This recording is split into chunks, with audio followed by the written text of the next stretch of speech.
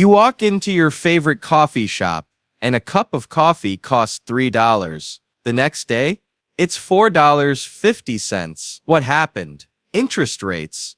Let's explain. With coffee beans. Imagine a land called Brewtopia. Everything runs on coffee beans. You save them, borrow them, trade them, even gift them. Beans are money. The Brewtopia bank says, borrow beans for just a little extra. So everyone borrows. They buy espresso machines, open cafes, build latte fountains. Coffee is flowing, everyone's buzzing, but prices go up fast. Now the bank goes, hold up.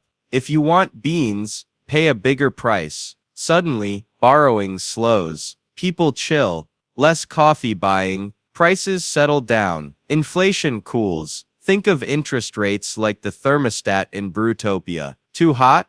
Raise rates to cool it off. Too cold? Lower rates to heat things up. It's all about balance, so nobody burns their tongue or freezes their frappuccino. When rates go up, saving your beans gives you more back. But borrowing, oof, you owe more beans later. So people get picky about what they spend on. If prices are rising too fast, like your $3 coffee becoming $6, raising interest rates slows everything down. Fewer beans borrowed equals slower price hikes. If rates stay low too long, people borrow too much. That's like drinking 10 espresso shots with no sleep.